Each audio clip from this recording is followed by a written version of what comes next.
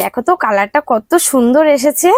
এটা হলো দই পটল। কচি কচি পটল দিয়ে আজকে বানাবো দই পটল, তাও কি নিরামিষ ভাবে। তোমরা কিন্তু দেখতে থাকো। প্রথমে কিন্তু পটলগুলোকে আমি অল্প অল্প খোসা রেখে ছাড়িয়ে নিচ্ছি। এবারে কিন্তু মাঝখান দিয়ে একটা করে পিচ করে নিচ্ছি। পটল কিন্তু আমার কেটে ধোয়াও কমপ্লিট হয়ে গেছে।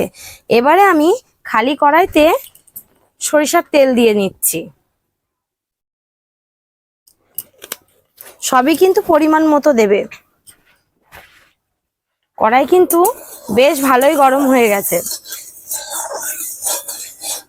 এবারে কিন্তু আমি এই গরম তেলের মধ্যে পটলগুলোকে নামিয়ে দিলাম। এবারে কিন্তু পটলগুলোকে আমি ভালো করে লাল লাল করে ভাজা ভাজা করে নেব।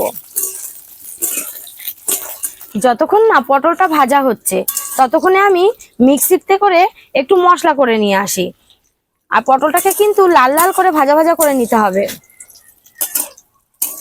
এবারে চলো মিক্সিতে করে একটু মশলাটা কি কি মশলা দিই চলো তো দেখে নাও তো। প্রথমে দিয়ে দিচ্ছি কয়েকটা বাদাম, তার মধ্যে দিয়ে দিচ্ছি পোস্ত। এবারে আমি দেব সর্ষে,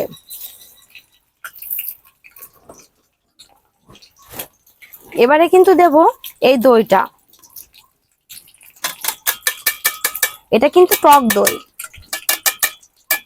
এবারে একসঙ্গে পেস্ট করে নেব আমি। এই যে হালকা হালকা লাল হয়ে এসেছে। এবার কিন্তু আমি হলুদটা দিয়ে দিলাম, দিয়ে আর একটু খুন্তি দিয়ে নেড়ে আর একটু বেশ লাল লাল লাল লাল ভাজা ভাজা হবে। দেখো প্রায় ভাজা ভাজা কিন্তু হয়ে এসেছে। এই যে মিক্সিতে যে মিক্স করা মশলাটা এবার কিন্তু আমি এর মধ্যে ঢেলে দেবো।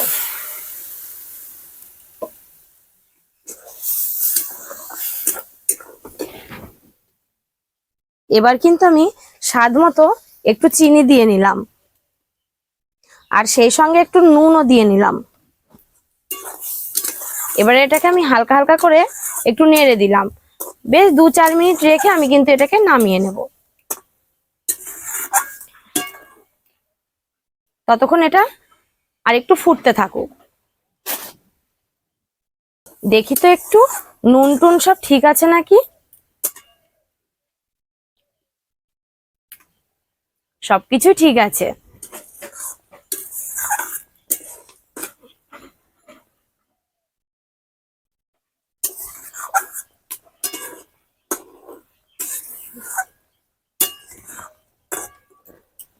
যেহেতু আমি এগুলো ভাতের সঙ্গে খাবো সেই জন্য আমি একটু গ্রেভি থাকতে নামিয়ে নেব, বেশি শুকনো করব না।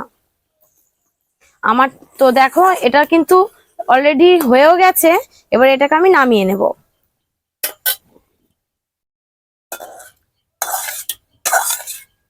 দেখো তো কালারটা কত সুন্দর এসেছে। এটা হলো দই পটল। তো দেখো বন্ধুরা, আমার কিন্তু দই পটল পুরোটাই রেডি। তোমরাও কিন্তু বাড়িতে ঘরোয়া ভাবে বানিয়ে দেখো, খুব সুন্দর লাগবে খেতে।